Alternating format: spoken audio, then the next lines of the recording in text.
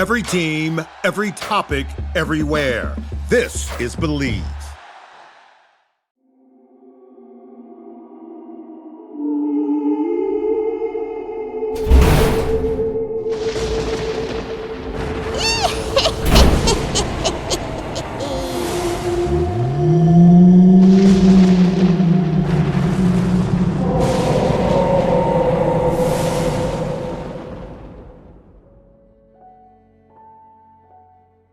Hello and welcome to another episode of the Halloween podcast. I am your host, Lyle Perez. Today is October 8th, 2024, and you're listening to episode 27 of our Haunted America series.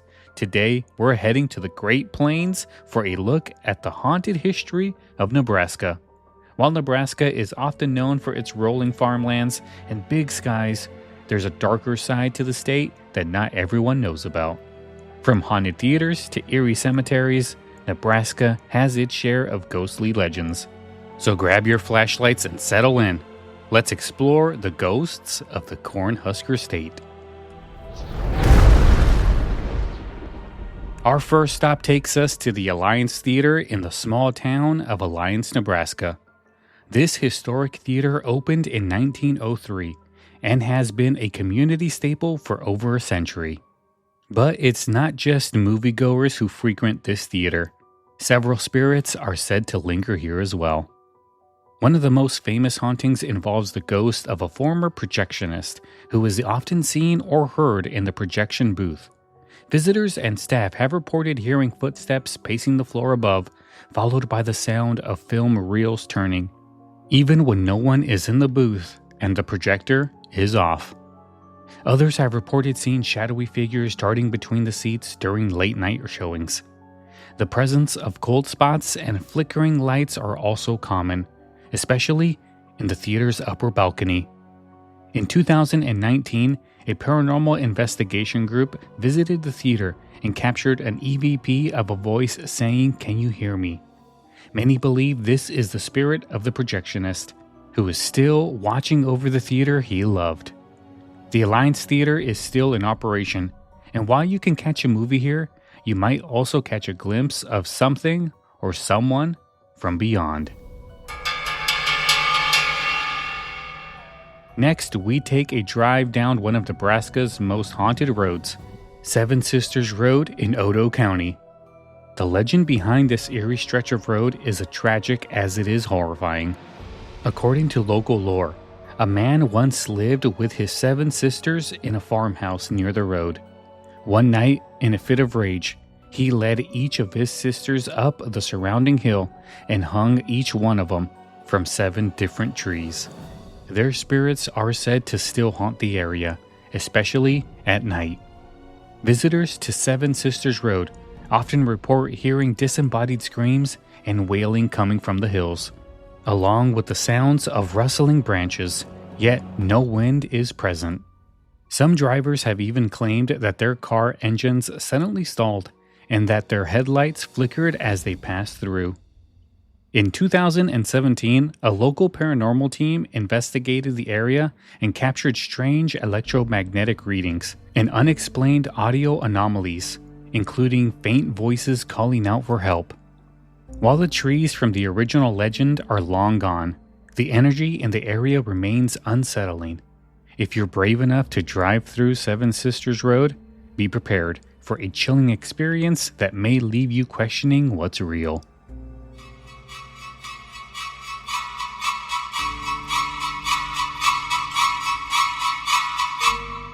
The University of Nebraska in Lincoln has a long and storied history. But one of its oldest dormitories, Knard Hall, has gained a reputation for its ghostly activity.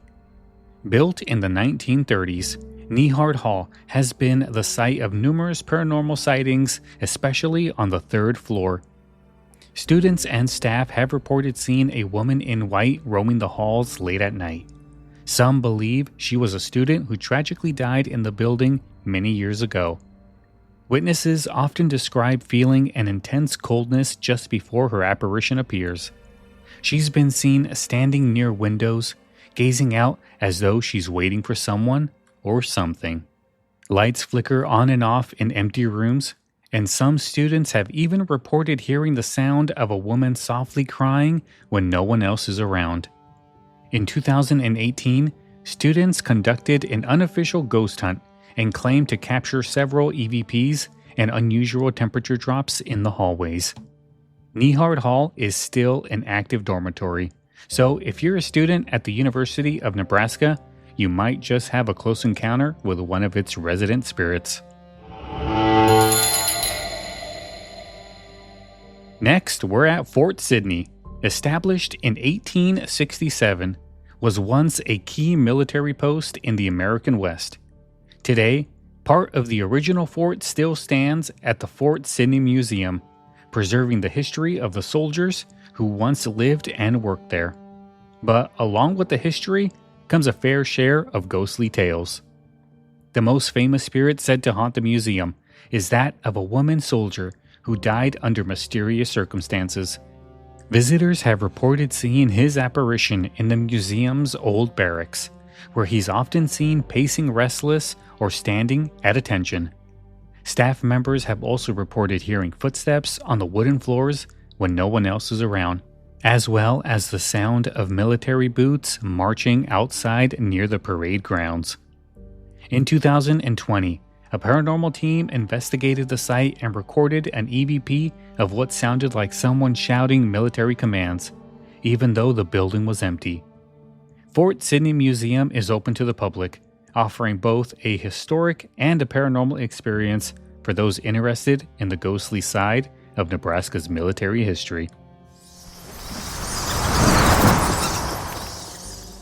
Our next stop is the Argo Hotel in Crofton, a small town with a big reputation for ghostly activity.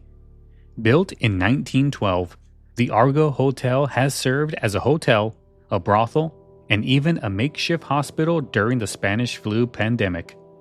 With such a varied and tragic history, it's no wonder that this hotel is considered one of Nebraska's most haunted places. Guests often report seeing shadowy figures moving through the hallways and hearing unexplained footsteps on the hotel's upper floors.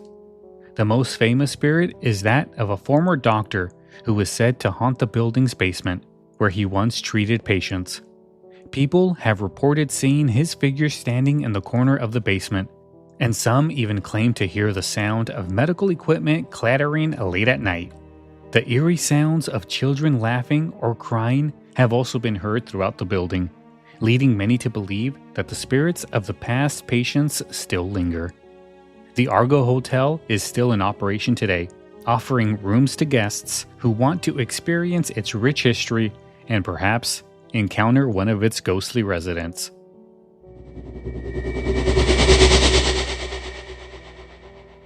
Next, we head to Blackbird Hill in Thurston County, a place shrouded in tragedy and eerie legends. The hill is named after Chief Blackbird, a leader of the Omaha tribe, whose grave is said to be located on the hill. However, the real ghost story tied to Blackbird Hill involves a young woman and her tragic love story from the 19th century.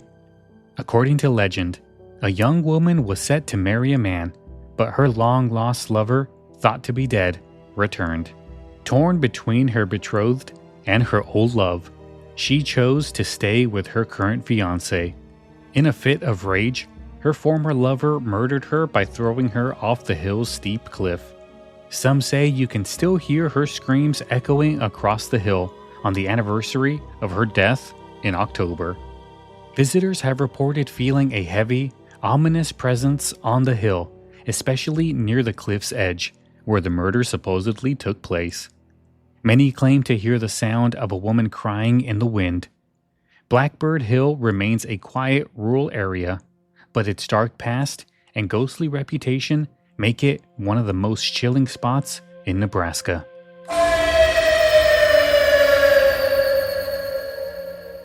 Our next stop is the Peru State College, located in Peru, Nebraska. This college is one of the oldest institutes of higher learning in the state, and like many historical colleges, it comes with its fair share of ghost stories. The most haunted building on campus is said to be Old Main, the original administrative building constructed in 1867. Though it was demolished in the 1970s, its legend lives on. Old Main was the site of numerous paranormal reports, with the ghost of a former student who died tragically said to haunt the building. Students and faculty often reported seeing her figure wandering the halls or peering out from the windows late at night. Cold drafts, strange noises, and the feeling of being watched were common occurrences. Even after the building was torn down, many believe her spirit still lingers in the area where the old Main once stood. To this day, students walking through that part of campus report strange sensations, as though the ghosts of Old Main never truly left. Even though the building is long gone, its haunted history continues to be a part of Peru State College lore.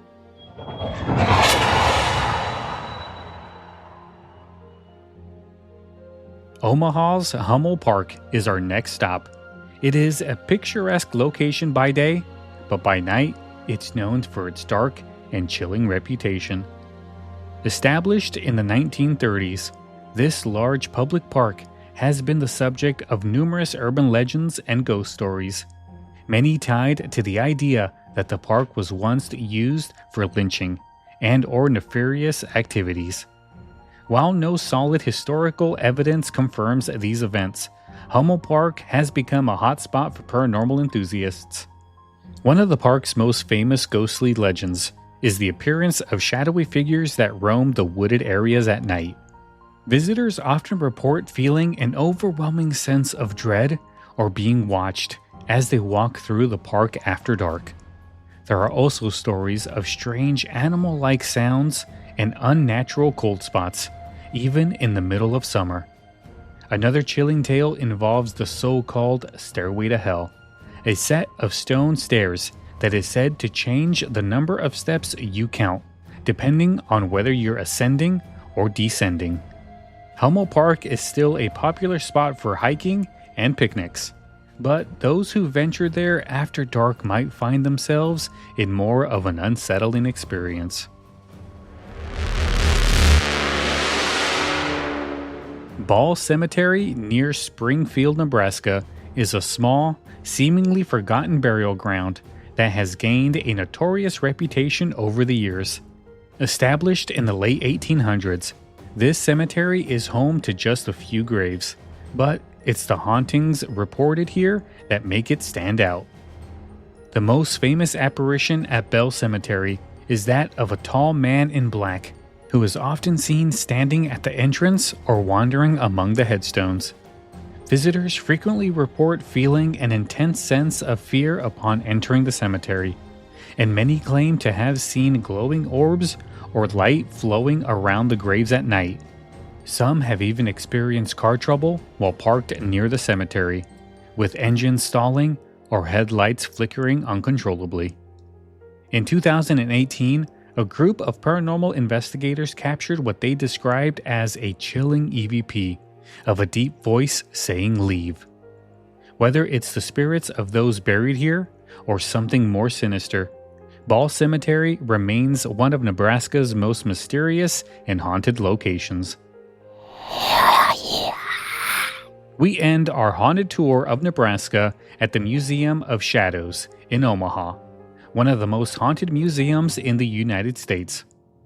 The museum is home to thousands of haunted artifacts, from dolls to jewelry to furniture, each with a story of its own. Many of these objects are believed to be cursed or possessed, and visitors to the museum often report strange experiences while touring the collection. The most active items in the museum include haunted dolls that are said to move on their own, and mirrors where guests have reported seeing shadowy figures that disappear when they turn around. Some visitors claim to have been touched by unseen hands or heard disembodied voices as they walk through the museum. The Museum of Shadows encourages its guests to take photos, and many have captured orbs, strange mists, and unexplained spirits in their images. If you're looking for a place where the paranormal is front and center, the The Museum of Shadows offers an experience that's sure to leave you with more questions than answers. The museum is open to the public, with ghost hunts and overnight stays available for those who dare.